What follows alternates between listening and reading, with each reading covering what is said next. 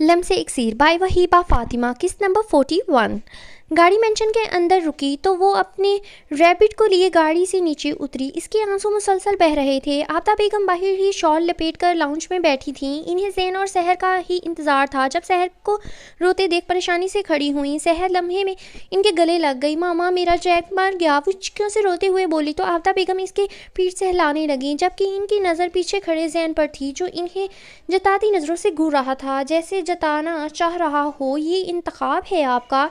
बस सहर, सबको इस दुनिया से एक दिन जाना है, सब्र रखो, अल्लाह जैक को जन्नत नसीब करेगा। सोचो वहाँ इसे कोई परेशानी या बीमारी नहीं होगी, वो वहाँ खुश होगा बहुत। आफ्ताब बेगम ने इसे तसल्ली दी, जबकि ज़ैन इन्हें यूं देखने लगा जैसे इनकी अक्ल पर शोभा हो।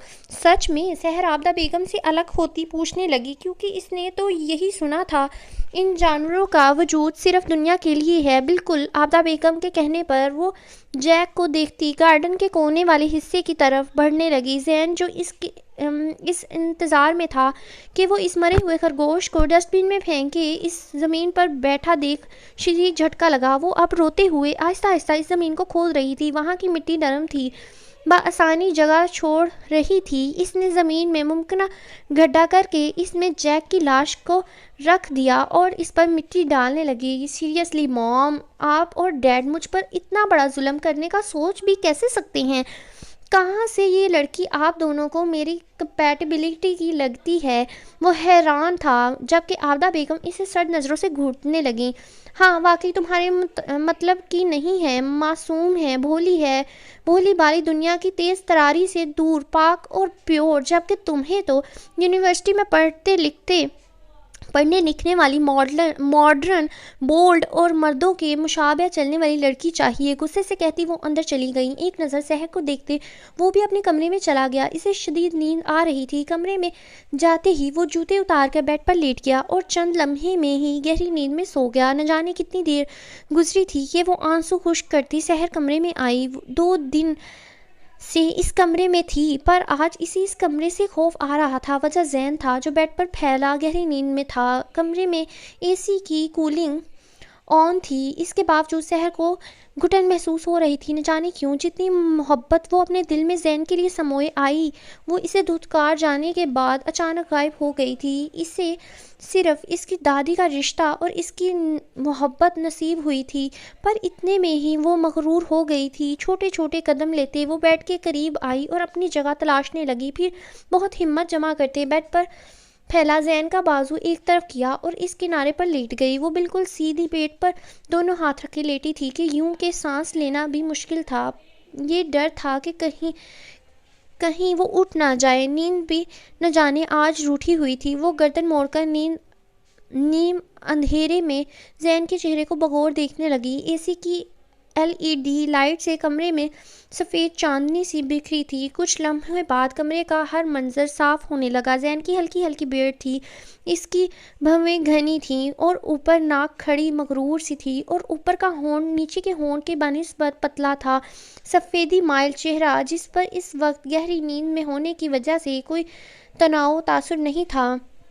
वापस नज़रें छत पर मरकूज़ करते इसने आंखें मूंद लीं। ज़्यादा रोने के बाइस जलन की वजह से आंखों से आंसू निकलते गालों पर बहने लगे। न जाने यूं ही लेटे कितनी देर हुई थी कि अचानक मुंह से हल्की सी चीख बरामद हुई, जिस पर वो फ़ौरन अपने लबों पर अपना हाथ रख गई। ज़ैन गहरी नींद में इससे अपने करीब खींच चुका था और एक टांग इस पर डालता अपने वजूद का आधा वज़न इसके ऊपर मुंतकिल कर चुका था। इसका एक हाथ सहर के सीने से होता इसके बाजू को हिसार में इस तरह जकड़ा हुआ था कि हाथ का सारा वज़न सहर की गर्दन पर था। यूं महसूस हो रहा था कि हाथ ना हटा तो इसे अगली सांस नसीब नहीं होगी। बहुत मुश्किल से सहर ने इसका हाथ अपनी गर्दन से नीचे किया तो ज़ैन का हाथ इसकी कमर पर आ ठहरा। सहर जल्दी जल्दी गहरे सांस लेने लगी, आंखें और शिद्दत से बरसने लगीं। दिल ने सरगोशी की कि अगर यूं ही रहा तो वो धड़कना बंद कर देगा। सहर ने बेबसी से नज़रों ऊपर उठाई और ज़ैन की गहरी नींद में था। एक सेकंड। सहर ने बेबसी से नज़रें اوپر اٹھائیں تو زین گہری نیند میں تھا، شاید وہ اسے اپنا تکیہ سمجھ کر دبوچ گیا تھا۔ سحر نے ممکنہ حد تک کوشش کی کہ اس کے حصار کو توڑ سکے، لیکن پھر ہمت ہارتی رونے لگی۔ اس کا نازک وجود زین کا وزن برداشت نہیں کر پا رہا تھا، پر وہ چاہ کر بھی زین کو نہیں جگا سکتی تھی۔ تبھی کوشش ترک کر دی، پر کچھ وقت بعد نیند کی دیوی کو اس پر رحم آ گیا اور وہ زین کے بوجھ تلے خود ہی سو گئی۔ صبح زین کی نیند ٹوٹی تو انگڑائی لیتے سستی سے ایک دم اپنا تکیہ اپنی باہوں میں دبوچا اور گہری سانس لی، لیکن پھر بند آنکھوں سے محسوس ہوا کہ یہ تکیہ کچھ مختلف تھا۔ ہاتھوں سے اس تکیے کو چھوتے محسوس کیا تو جھٹکے سے آنکھ کھلی، کیونکہ یہ تکیہ نرم تو بہت تھا پر ہموار ہرگز نہیں تھا۔ لیکن آنکھیں کھولنے پر اسے شدید جھٹکا لگا کہ وہ آنکھیں نیچے اس کے بازو کے حصار میں تھی اور زین کا ہاتھ اس کے وجود کو خود میں سموئے ہوئے تھا۔ سفید چہرہ سرخ اناری تھا اور کچھ آنسو سے نرم اس کی میچھی آنکھیں بتا رہی تھیں میچھی آنکھیں بتا رہی تھیں کہ وہ جاگ رہی تھی۔ زین کئی لمحے اسے دیکھے گیا، وہ اس کے بے انتہا نزدیک تھا۔ اس کے اور زین کے درمیان انچ بھر بھی فاصلہ نہیں تھا۔ لبوں پر کپاہٹ تھی، لیکن جو اس بچی نے اس دلیل تھی کل تک جو اس کے بچے ہونے کی دلیل پیش کر رہا تھا، اب ایک دم کیفیت تبدیل ہوئی تھی۔ اس کی قربت بہت کمفرٹیبل تھی۔ کمرے میں اے سی کی ٹھنڈک کے باوجود گرمائش محسوس ہو رہی تھی، رونگٹے کھڑے ہو رہے تھے۔ یہ کیا معجزہ ہوا وہ سمجھ نہ پایا۔ نگاہ اس کے لبوں پر اٹک سی گئی اور حلق میں کانٹے اگ آئے۔ سحر کے وجود پر رکھا ہاتھ لرز سا گیا۔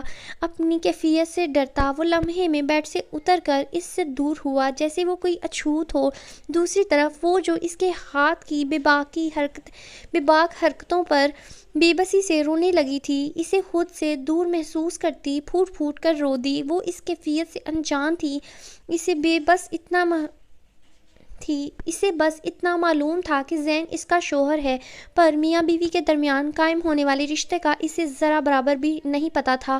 جبھی تو کل رات سے اس بات سے رو رہی تھی کہ اس کا دل بہت زیادہ تیز دھڑک رہا ہے۔ دوسری وجہ یہ بھی تھی کہ پہلی بار کسی لڑکے نے وہ بھی اتنی بے باکی سے اسے اس طرح سے چھوا تھا۔ زین کے دور ہوتے ہی وہ بری طرح کمبل میں چہرہ چھپائے رو دی۔ رات تو اسے کمبل کی ضرورت بھی نہ پڑی تھی کہ زین کی صورت میں ایک بھاری بھرکم کمبل اس کے وجود پر تھا۔ تم یہاں کیا کر رہی ہو؟ تمہاری جرأت کیسے ہوئی میرے قریب آنے کی؟ اپنی متضاد کیفیات پر قابو پانے کو زین نے اچانک غصے سے پوچھا تو وہ جو رات سے اب تک بے بسی سی محسوس کر رہی تھی، جس کی وجہ سے سحر کا غصہ بڑھ چکا تھا، اسے غصہ کم آتا تھا پر آتا تھا۔ اب بھی اس کا پارا ہائی ہو چکا تھا۔ میں آپ کے پاس نہیں آئی، بلکہ آپ مجھے گدھا سمجھ کر میرے اوپر سو گئے تھے۔ وہ اٹھ کر بیٹھی، غصے سے بولی۔ آنکھوں سے آنسو نکلنے لگے۔ سحر کا چہرہ تو سرخ نہ ہوا، البتہ شرم سے زین کا اپنا چہرہ سرخ پڑنے لگا۔ وہ کیسا دیدہ دلیری سے اسے بتا رہی تھی، نہ شرم نہ لحاظ۔ یا تو وہ بالکل معصوم تھی کہ اپنے اور اس کے درمیان رشتے کو نہیں سمجھ رہی تھی، یا معصوم بننے کی سازش تھی۔ میری کمر ٹیڑھی ہو گئی اور سانس بھی اتنی مشکل سے لے رہی تھی میں۔ وہ روتے ہوئے اس کی معلومات میں مزید اضافہ کرنے لگی۔ تو کس نے بولا تھا میرے قریب آنے کو؟ زین نے جواباً دانت پیس کر غصے سے پوچھا۔ میں خود نہیں آئی، آپ نے زور سے کھینچا تھا، میرا ہاتھ بھی اترنے والا ہو گیا تھا۔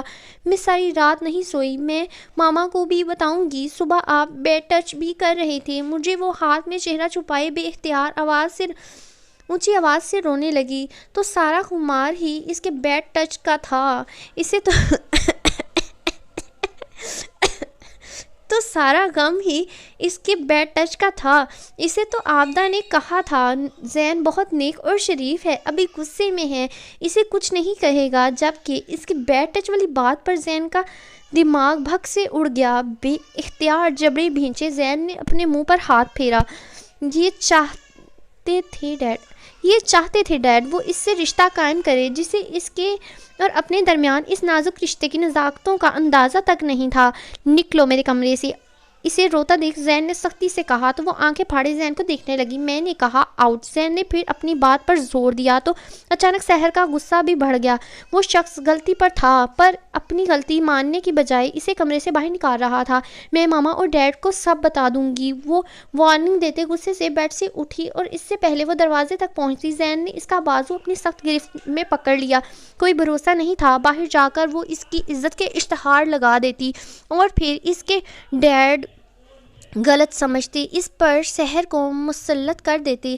کیا بتاؤ گی موم اور ڈیڈ کو تم؟ زین درشتگی سے پوچھ رہا تھا۔ اس کا یہ غیر انسانی انداز سحر کو مزید باغی کر رہا تھا۔ وہ چھوٹی عمر کی تھی پر اس کے ساتھ بہت توجہ اور لاڈ پیار سے بڑھی ہوئی تھی۔ بے شک وہ میاں بیوی کے درمیان قائم ہونے والے تعلق سے انجان تھی، لیکن یہ لہجے کہاں برداشت تھے اسے جو زین اختیار کر رہا تھا۔ سب بتاؤں گی۔ آپ ساری رات میرے اوپر سوئے، میری ہڈی پسلی بھی ہل گئی۔ پھر صبح وہ بولتے بولتے اٹک گئی تھی۔ وہ خود بھی نہیں جانتی تھی اس وقت اس کا چہرہ سرخ ہو چکا تھا جو زین نے بغور دیکھا تھا۔ صبح کیا اس طرح سختی سے استفسار کیا؟ صبح آپ نے مجھے پیٹ ٹچ کیا تھا، وہ غصے سے زین کے ہاتھ سے بازو نکالتے بولی تو زین کے ہونٹوں پر اچانک مسکراہٹ آ گئی۔ تم جانتی ہو میں تمہارا کون ہوں؟ اب کہ زین نے سینے پر ہاتھ باندھے پوچھا تو سحر اسے شکوہ کناں نظروں سے دیکھنے لگی۔ وہ تو جانتی تھی وہ کون ہے پر شاید وہ قبول کرنے سے انکاری تھا۔ شوہر ہے میرے، بنا توقف کے یوں کہا جیسے یہ قبول کرتے اس کے منہ میں کڑواہٹ گھلی ہو، جبکہ زین اس کے تیور دیکھ اب ماتھے پر بل ڈالے اسے گھور رہا تھا۔ تو جس کو تم بیڈ ٹچ کہہ رہی ہو نا، اسی سے بیبی ہوتے ہیں اور اس طرح ہر شوہر اپنی بیوی کو ٹچ کر سکتا ہے، اور جو لڑکیاں باہر سب کو یہ راز کی باتیں بتاتی ہیں ان کو سب بے شرم کہتے ہیں اور جہنم میں ان کا ایک الگ ٹھکانہ ہوتا ہے۔ اب جاؤ اور شوق سے موم اور ڈیڈ کو میرے بیڈ ٹچ کے بارے میں بتاؤ۔ نخوت سے کہتا وہ واش روم کی جانب بڑھ گیا، لیکن پھر واپس پلٹا تو ایک اور جھٹکا لگا۔ وہ اپنے پیٹ پر ہاتھ رکھے ساکت نظروں سے اپنے پیٹ کو دیکھ رہی تھی۔ زین کا دل کیا باتھ ٹب میں ڈوب کر اپنی جان دے دے۔ وہ کسی صورت اس لڑکی کو برداشت نہیں کر پا رہا تھا۔ اسے ایک بیوی چاہیے تھی جو اس کی بیبی سٹنگ کرے، اس کی کیئر کرے، نہ کہ ایک بیبی چاہیے تھی جو وہ پالے اس کی سوچ زین پڑ چکا تھا، پر چاہ کر بھی وہ مزید کچھ کلیئر نہیں کر سکتا تھا کیونکہ سحر اور اپنے درمیان کے رشتے کو وہ قبول کرنے سے انکاری تھا۔ جب میں کمرے میں ہوں تو تم مجھے میرے کمرے میں نہ دکھو، اور خبردار تم نے یہ بات کسی کو بھی بتائی۔ اگر تم نے موم اور ڈیڈ سے میری کوئی بھی شکایت کی تو میں تمہیں شکاری کتوں کے سامنے ڈال دوں گا۔ 5 منٹ بھی نہیں لگے گا، وہ تمہیں کھا پی کر ڈکار جائیں گے۔ اپنی بات مکمل کرتا وہ واش روم میں بند ہو گیا، جبکہ سحر وہیں سن کھڑی رہ گئی۔ میں خود بھی اس کمرے میں نہیں رہوں گی، وہ غصے سے پیر پٹکتی کمرے سے باہر نکل گئی۔ زرمش نے ایک نظر اپنے ہاتھ پر رکھے برہان کے ہاتھ کو دیکھا اور پھر اگلے ہی لمحے ٹیبل سے ایک کانٹا اٹھاتے برہان کے ہاتھ کی پشت پر گاڑ دیا۔ برہان اس حملے کا گمان بھی نہیں رکھتا تھا۔ فوراً اپنے ہاتھ پیچھے کرتا وہ زرمش کو سرخ آنکھوں سے گھورنے لگا جس کا نقش اعنارہ جیسا تھا، پر اعنارہ جیسی معصومیت کہیں نہیں تھی۔ میں تمہیں زمین میں زندہ گاڑ دوں گا۔ ابھی برہان دانت پیستے بول ہی رہا تھا کہ زرمش نے سختی سے اس کی بات کاٹی۔ دوبارہ ٹچ مت کرنا چاہو تو اپنی 2 مرتبہ کی حالت یاد کر لینا۔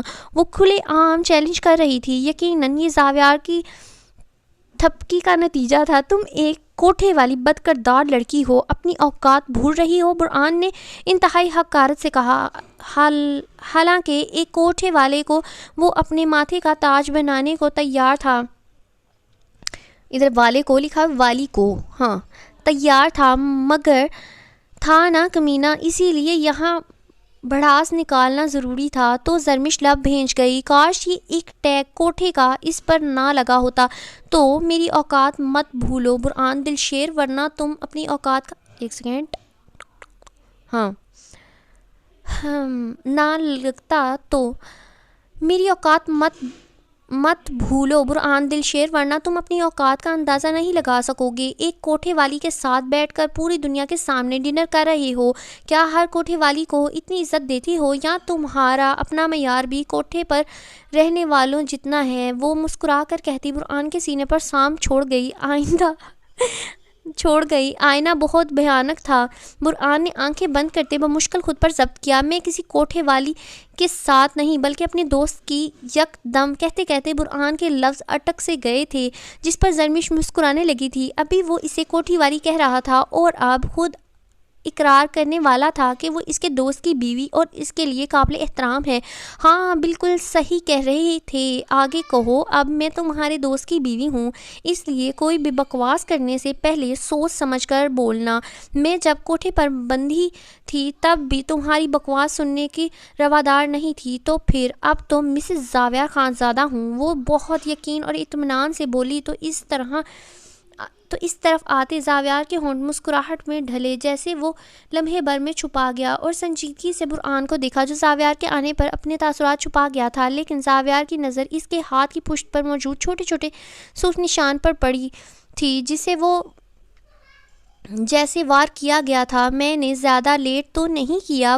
ماحول کا ہلکا پھلکا کرتے زاویار اپنی نشست پر بیٹھ گیا، پر جواب برہان اور زرمش دونوں کی طرف سے نہ آیا۔ برہان کو بالکل خاموش ہاتھ میں چمچ گھماتے دیکھ زاویار نے ٹوکا تو برہان نے مسکراتے چمچ واپس ٹیبل پر رکھ دیا۔ زرمش جو اب تک شیر بنی ہوئی تھی، زاویار کی موجودگی پر ایک بار پھر نروس ہونے لگی تھی۔ اسے احساس بھی نہیں تھا کہ وہ زاویار پر انحصار کرنے لگی تھی۔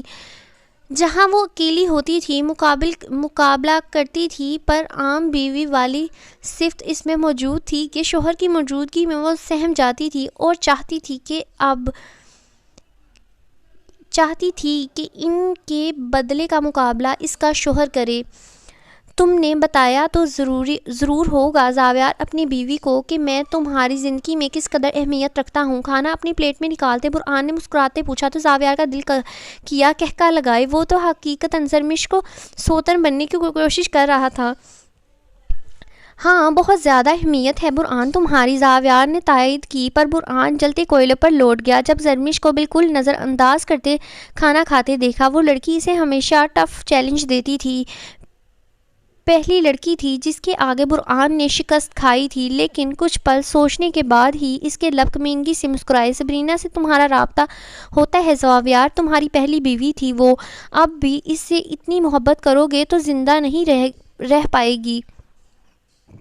ہاں، برہان نے نارمل سے لہجے میں کہتے زرمش کو دیکھا۔ اس کا یقین ٹھیک تھا، وہ کتنا بھی نظر انداز کرتی پر اب بیوی بن چکی تھی۔ زرمش کے کھانا کھاتے ہاتھ کی حرکت رکی تھی اور پل بھر میں چہرے کا رنگ متغیر ہوا تھا۔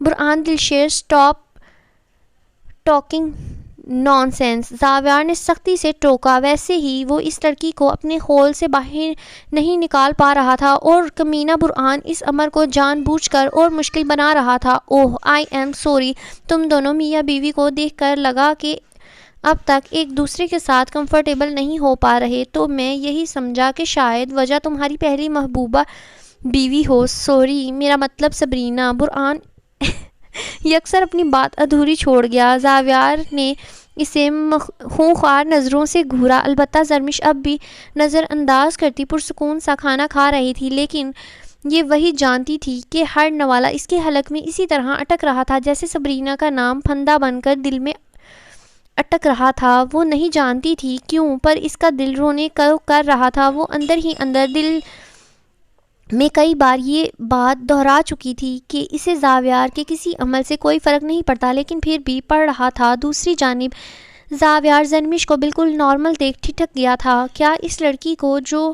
اب اس کی بیوی تھی، اس سے کوئی فرق نہیں پڑتا تھا جو وہ پرسکون سی اب بھی کھانا کھا رہی تھی؟ کیا زاویار اس کی آنکھوں میں اب تک اہمیت نہیں رکھتا تھا؟ یہ سوچ کر زاویار کا دل کھانے سے اچاٹ ہو گیا۔ کچھ لمحے بعد زاویار کھڑا ہو گیا تو زرمش بھی پرسکون ہوتی کھڑی ہو گئی۔ یہ ڈنر کم ٹارچر زیادہ تھا۔ برہان بھی مسکراتا کھڑا ہوا۔ وہ پہلے ہی گارڈ سے دے چکا تھا۔ یہ کیا ہے؟ وہ پہلے ہی ادھر آئے گا بلنگ کارڈ سے دے چکا تھا۔ وہ تینوں ساتھ پارکنگ لاٹ میں آئے تھے۔ ایک استہزائیہ اور قہر برساتی نظر زرمش پر ڈالی، وہ زاویار سے ہاتھ ملا کر وہاں سے چلا گیا تھا۔ زرمش اور زاویار واپس گاڑی میں بیٹھے تھے، دونوں کے درمیان گہری خاموشی تھی۔ گاڑی سڑک پر چلنے لگی تو زرمش کھڑکی سے باہر دیکھتے زاویار سے بولنے کا انتظار کرنے لگی۔ انجانے میں ہی صحیح، وہ توقع کر رہی تھی کہ زاویار اس سے بات کرے گا، اسے قرآن کی سبرینا کے متعلق کہی گئی بات کی وضاحت پیش کرے گا، پر ایسا کچھ نہیں ہوا تھا۔ وہ بالکل خاموش تھا۔ دل میں ایک چبھن سی ہوئی۔ اس کے دل نے فوراً ہنستے ہوئے سرگوشی کی۔ وہ کیوں نہیں وضاحت دے گا زرمش؟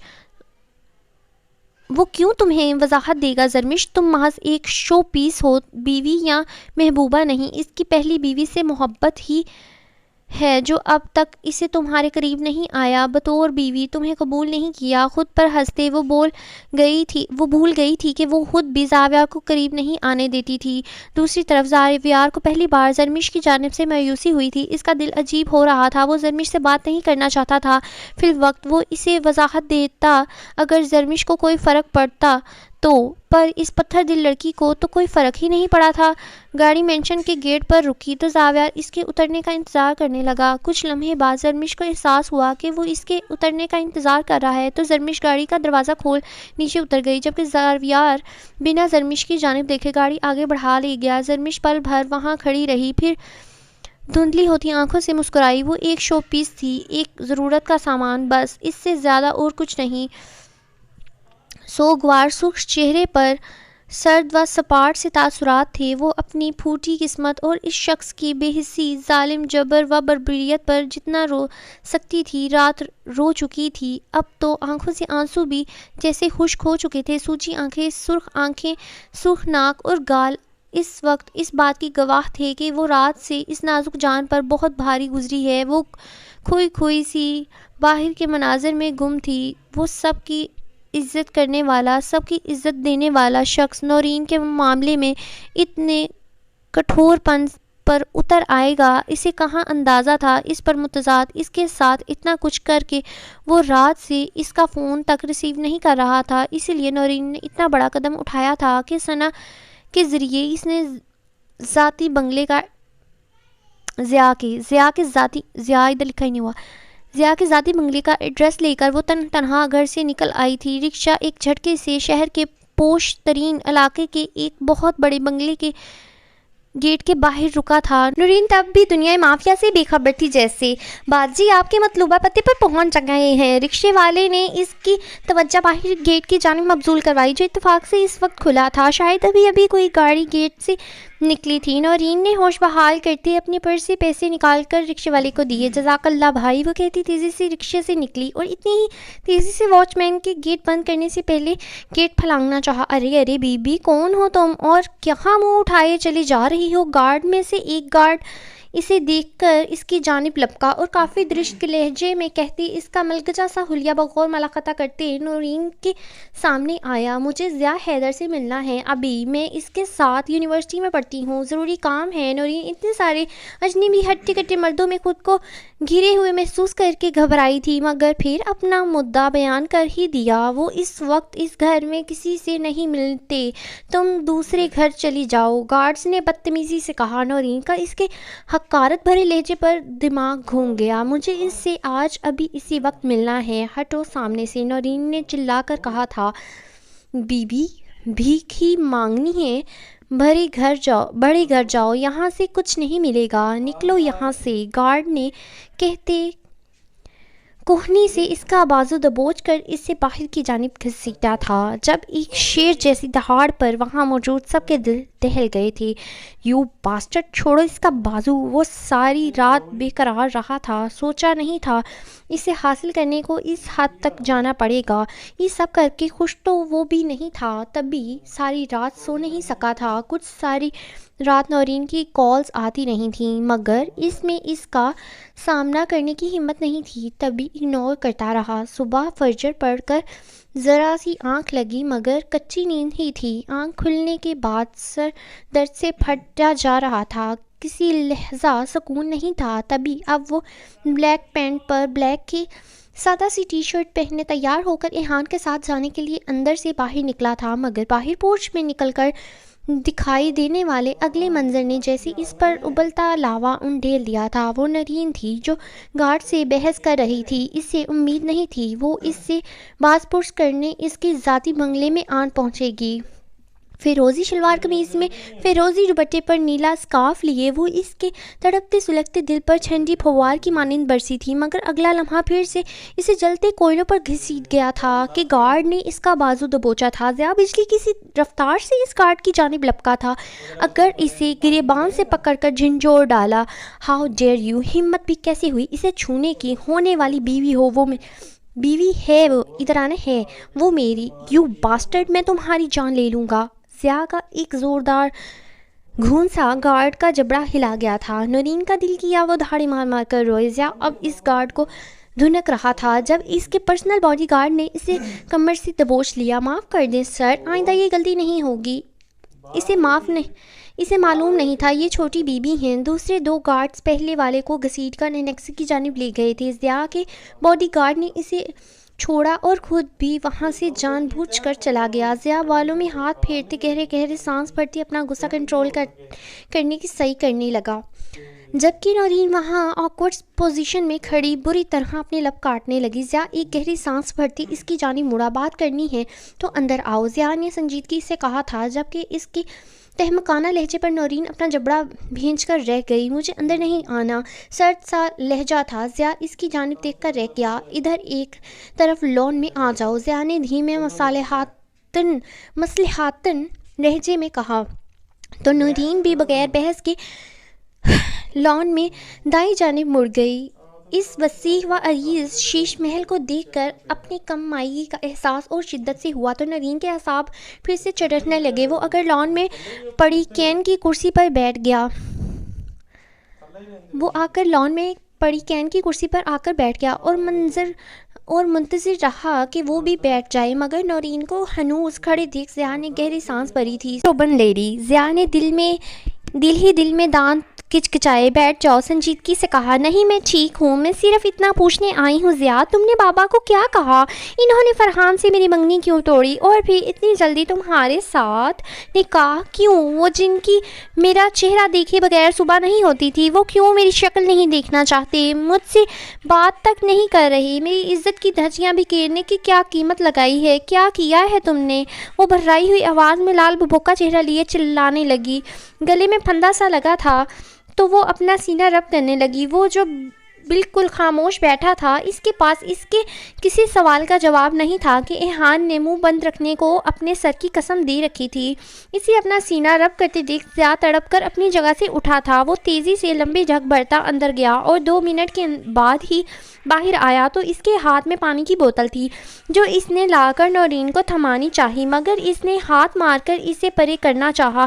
نورین، ضد مت کرو پلیز، 2 گھنٹ پانی پی لو۔ ضیاء پھر سے بوتل اس کے لبوں تک لے کر گیا تو ناچار بند ہوتے سانس کو سنبھالنے کو نورین نے بوتل میں سے 2 گھونٹ پانی کے پی لیے۔ غیر محسوس انداز میں ضیاء نے اسے کلائی سے تھام کر کرسی پر بٹھایا تھا۔ وہ گہرے گہرے سانس بھر رہی تھی۔ ضیاء اس کے سامنے بیٹھا۔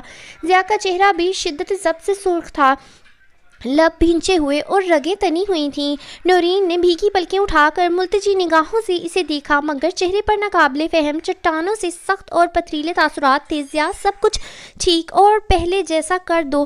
نورین کی بات پر وہ اب بھی خاموش رہا۔ نورین کی ہمت بڑھی۔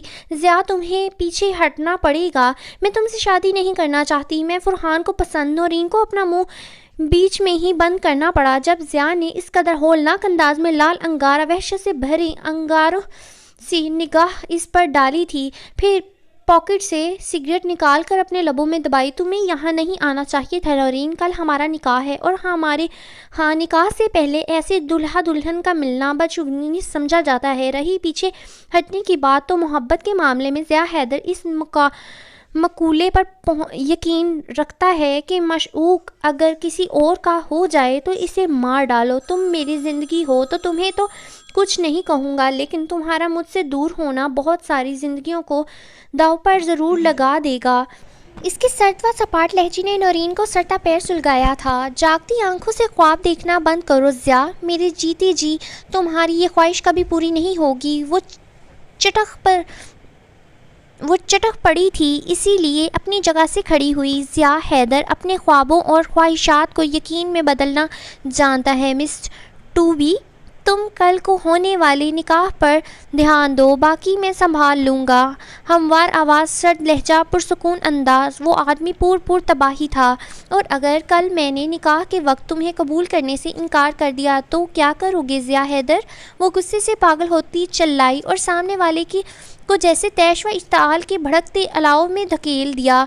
تو پھر میں تمہاری اس گھٹیا کزن کے ماتھے پر گولی مار کر تمہارے بابا کے سامنے تمہیں اٹھا لاؤں گا۔ افسوس، پھر اس کے بعد تمہیں نکاح کے بغیر میرے پاس چٹاخ۔ وہ نورین کے لفظی گولہ باری کا اپنے زہریلے الفاظ سے پورا بدلہ لینا چاہتا تھا۔ جب نورین کا ہاتھ ایک مرتبہ پھر بڑی بے اختیاری میں اٹھا تھا اور پھر پہلے کی طرح ہی ہاتھ اٹھانے کے بعد اسے احساس ہوا کہ وہ کیا گزری ہے، جبکہ وہ کانوں کی لو تک لال ببو کا چہرہ لیے اپنا جبڑا اور آنکھیں بری طرح بھیج اپنا تیش و اشتعال پر قابو پانے کی ناکام کوشش کر رہا تھا۔ نورین اپنا پرس اٹھا کر بے تحاشا روتی ہوئی وہاں سے جانا چاہتی تھی، لیکن پھر بازو ایک آہنی دہکتی سلاخوں جیسے ہاتھ کی گرفت میں کسی شکنجے کی طرح پھنسا تو نورین کے لبوں سے ہلکی سی چیخ برآمد ہوئی، ضیا لیو می۔ وہ سسکی مگر اسے اپنے ساتھ گھسیٹتا انہیں ہولناک تاثرات کے ساتھ اندر کی جانب لے جانے لگا۔ ضیا مجھے جانے دو، چھوڑو مجھے۔ نورین مسلسل آہ زاری کرتی رہی، مگر یہاں سن کون رہا تھا؟ وہ لمبے ڈھگ بڑھتا بنگلے کی طویل و عریض لاؤنج میں سے گزرا تو نورین نے وہاں موجود ٹیبل کو تھامنا چاہا، مگر ضیا کے ایک زوردار جھٹکے سے ٹیبل الٹ چکا تھا اور نورین کو لگا آج اس کا بازو کندھے سے اکھڑ جائے گا۔ اس کھینچا تانی میں نورین کا دوپٹہ لاؤنج میں ہی زمین بوس ہو گیا تھا، اسکارف بھی سر کی بجائے گلے میں جھول رہا تھا۔ ضیا جانے دو مجھے، چھوڑو۔ وہ غصے سے چیخی، مگر وہ اسے کوریڈور سے لا کر ایک بیڈ روم میں لایا تھا۔ وہ شاید اسی کا تھا کہ بیڈ کے سامنے ہی ایک دیوار گیر پورٹریٹ اسی کی آویزاں تھیں۔ ضیا نے اسے لا کر ایک دھماکے سے بیڈ پر پٹکا تھا۔ نورین کو لگا اس کی ہڈی چٹک گئی ہے، جس کی وجہ سے ایک زوردار چیخ اس کے منہ سے برآمد ہوئی، مگر اس کی روح تو تب فنا ہوئی جب اس جابر حیوان شخص کو انہی پیروں مڑ کر کمرے سے باہر نکلتے دیکھا۔ ضیا، وہ چیخی، تم مجھے ایسے قید نہیں کر سکتے، جانے دو مجھے۔ نورین چیخ کر اس بیڈ سے نیچے اتری اور بھاگ کر اس کے بازو سے اس کی آستین دبوچی۔ یہ وہی لمحہ تھا جب ضیا جارحانہ تیور لیے اس کی جانب مڑا تھا، اپنے بائیں ہاتھ سے اس کی گردن آگے سے دبوچ کر اس کی پشت اپنے سینے سے لگائی تھی، دوسرے ہاتھ سے اس کی کلائی مروڑ کر اس کی پشت پر لگاتے ضیا نے اسے مکمل بے بس کیا۔ وہ ماہی بے آب کی طرح تڑپی، لیکن نورین کے لبوں سے ایک دردناک چیخ تو تب برآمد ہوئی جب ضیا نے عجیب درندگی کا مظاہرہ کرتے اپنے تیش و اشتعال پر قابو نہ پاتے ذرا سا نیچے جھک کر اس کی نازک دودیا گردن پر اپنے دانت گاڑے تھے۔ یہ 2 تھپڑوں کا سوت سمیت بدلہ وہ اس کے کان میں پھونکارا تھا۔ نورین کا دل کیا زمین پھٹے اور وہ اس میں سما جائے، اس لیے پھوٹ کر رو دی، اور اس سے پہلے کہ کوئی انہونی کر بیٹھتا اسے واپس بیڈ پر دھکیل کر کمرے سے باہر کمرہ باہر سے لاک کر گیا۔ ضیا، دروازہ کھولو، مجھے جانے دو، چھوڑ دو ضیا، دروازہ کھولو، خدا کے لیے مجھے جانے دو۔ وہیں لاؤنج تک اسے یہ چیخ سنائی دے رہی تھی، مگر وہ کان لپیٹے چلتا گیا۔ سامنے سے اس کا باڈی گارڈ آتا دکھائی دیا۔ میرے آنے تک اس کمرے کا دروازہ کھولا تو خود کو گولی مار لینا، ضیا اسے کہتا باہر نکل گیا۔ صبح سے دوپہر ڈھل گئی۔ وہ تقریباً 4 سے 5 گھنٹوں کے بعد واپس آیا تھا، ہاتھوں میں بڑے شاپنگ بیگز تھے۔ لاؤنج سے گزرتے نظر ایک فیروزی دوپٹے پر پڑی تو لب بھینچ کر رہ گیا۔ وہ دوپٹہ بھی اٹھایا اور سیدھا اپنے کمرے میں چلا آیا۔ دروازے سے اندر داخل ہوا تو وہ سامنے ہی کارپیٹ پر بیڈ سے ٹیک لگائے گھٹنوں میں سر دیے بیٹھی تھی۔ آہٹ پر سر اٹھا کر اوپر دیکھا، چہرہ آنسوں سے تر تھا، آنکھیں مسلسل رونے کے سبب مزید سوج گئی تھیں۔ کل کی بنسبت سے یہ میں نے تمہارے لیے شاپنگ کی ہے. بابا کو بتا دینا تھا کہ تم میرے ساتھ ہو اور ہم نہیں ایسے آئے گا. بابا کو بتا دیا تھا کہ تم میرے ساتھ ہو اور ہم نکاح کے لیے شاپنگ کرنے جائیں گے.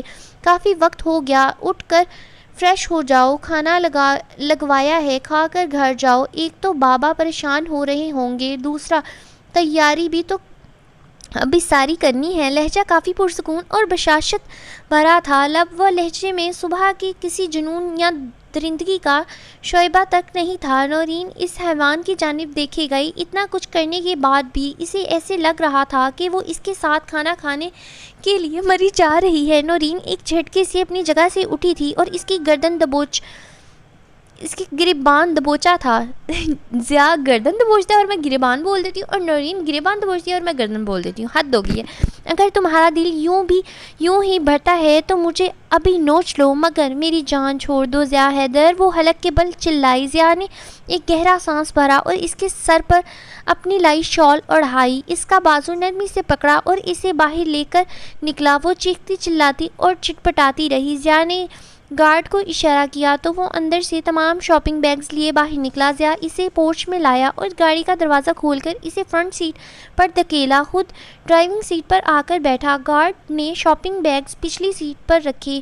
وہ پھر سے رونے لگی, مگر ضیاء نے خاموشی سے گاڑی حیدر مینشن سے باہر نکال لی.